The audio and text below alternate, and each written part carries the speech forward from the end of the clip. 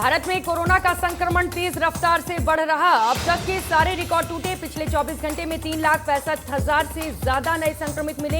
वहीं 3,301 लोगों की मौत हुई।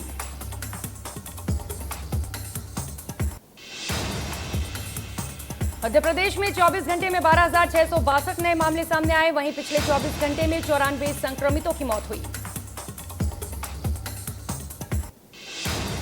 छत्तीसगढ़ में 24 घंटे में 11,825 नए मामले सामने आए। वहीं 199 मरीजों ने कोरोना से दम तोड़ दिया। कोरोना को लेकर एक्शन में मुख्यमंत्री शिवराज सिंह चौहान आज अधिकारियों के साथ समीक्षा बैठक करेंगे और तैयारियों पर जरूरी दिशा निर्देश जारी करेंगे। इंदौर कलेक्टर मनीष सिंह ने सियागंज क्षेत्र का दौरा किया, जिसके बाद कलेक्टर ने सियागंज बाजार को अगले आदेश तक संपूर्ण बंद करने का आदेश दिया। इस दौरान कलेक्टर के साथ नगर निगम का भी अमला मौजूद रहा। पूर्व मंत्री बृजेंद्र सिंह राठौर के निधन पर कृषि मंत्री कमल पटेल ने ट्वीट कर दी श्रद्धांजलि। कमल पटेल ने ट्वीट कर लिखा, पूर्व मंत्री बृजेंद्र सिंह राठौर जी के देवलोक गमन का समाचार सुनकर स्तब्ध हूं। वहीं दमोह में उपचुनाव में प्रचार के दौरान पूर्व मंत्री संक्रमित हुए थे। आज कोरोना प्रोटोकॉल के तहत होगा अंतिम संस्कार। मध्य प्रदेश में ऑक्सीजन प्लांट लगाने पर अब सरकार अनुदान देगी। सरकार 75 करोड़ की सहायता करेगी और नया प्लांट लगाने पर 50% सब्सिडी मिलेगी।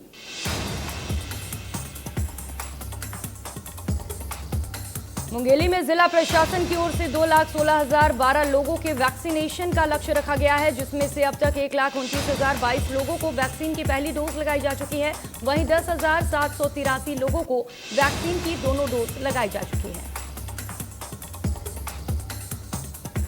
ग्वालियर में कोविड सेंटर में भर्ती आगरा की रहने वाली एक बुजुर्ग महिला का निधन हो गया है। बताया जा रहा है कि जब परिवार से संपर्क किया गया तो परिवार के सदस्यों ने शव को लेने से इनकार कर दिया। विदिशा के अनाज मंडी में अनेक व्यापारी कोरोना से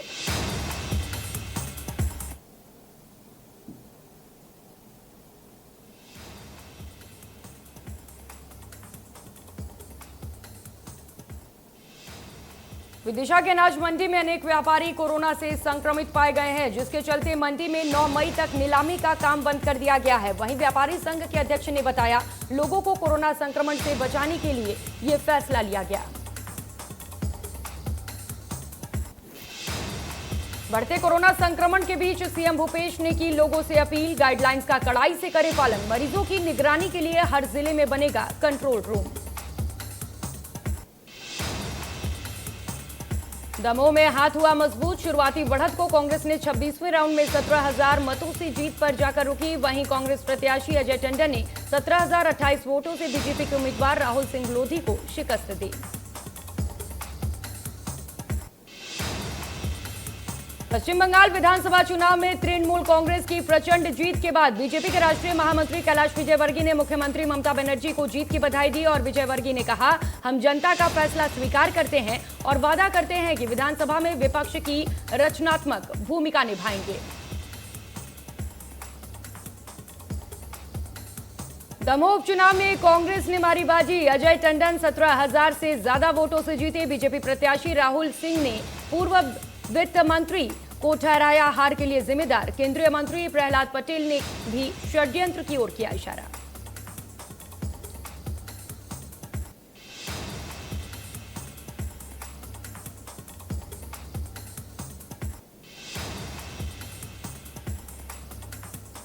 पूरे मध्य प्रदेश की सुर्खियों में रहने वाले दमोह विधानसभा उपचुनाव में भाजपा को मिली करारी हार के बाद सियासत गर्मा गई है। वहीं मलैया ने भी पलटवार करते हुए कहा, बीते 2018 के आम चुनाव में उनको मिली हार का हवाला देते हुए कहा, जनमत को स्वीकार करना चाहिए।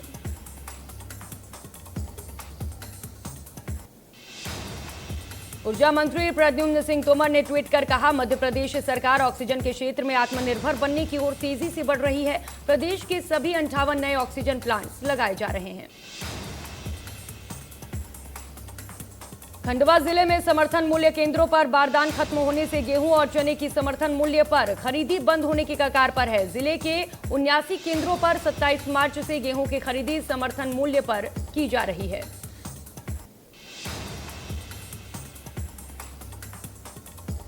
खंडवा में निजी अस्पताल के डॉक्टर्स और स्टाफ के साथ मारपीट का मामला आया सामने। नवोदय हॉस्पिटल के डॉक्टर और स्टाफ ने मारपीट की शिकायत दर्ज कराई। 2 आरोपियों पर मारपीट के आरोप।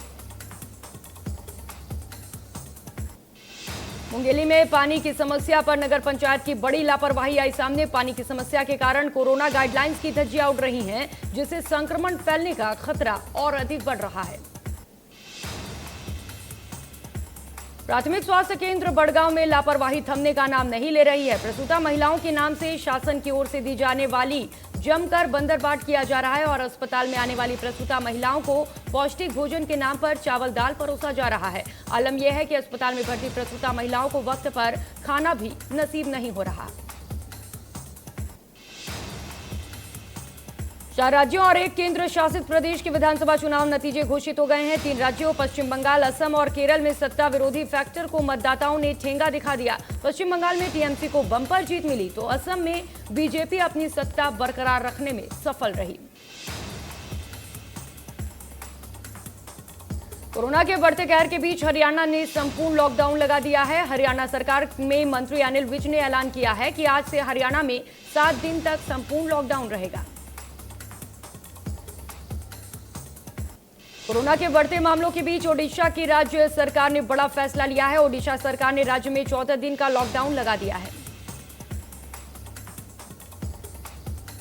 गोवा में 3 मई को सुबह 6 बजे से लेकर 10 मई की सुबह 7 बजे तक कोविड-19 प्रतिबंध लगाए गए हैं। इसी के साथ आवश्यक सेवाओं को अनुमति दी गई है।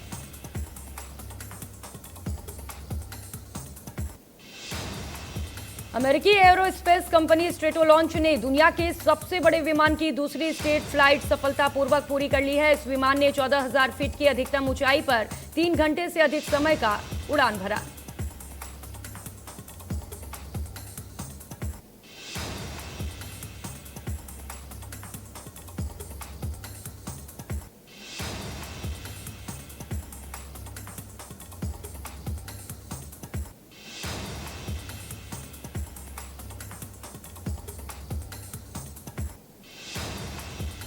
नेपाल के प्रधानमंत्री केपी शर्मा ओली को जनप्रतिनिधि सभा के विशेष सत्र में 10 मई को विश्वास मत साबित करना है। इस संबंध में राष्ट्रपति विद्यादेवी भंडारी ने 10 मई को ओली के समन में किया है। कोरोना की उत्पत्ति का केंद्र माने जाने वाले वुहान में आयोजित स्ट्रॉबेरी म्यूजिक फेस्टिवल के पहले दिन 11,000 लोग शामिल हुए। इस दौरान ज्यादातर लोग बिना मास्क लगाए दिखे।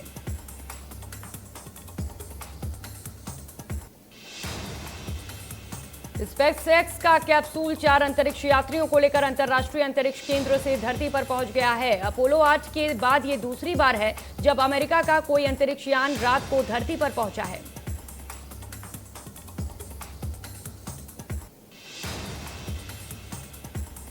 ओला इलेक्ट्रिक अपने स्कूटर को अंतर्राष्ट्रीय बाजार में बिक्री के लिए पेश करेगी। ओला के चेयरमैन और ग्रुप सीईओ भावेश अग्रवाल ने बताया कि कंपनी इसी साल जुलाई में ई स्कूटर लॉन्च करेगी।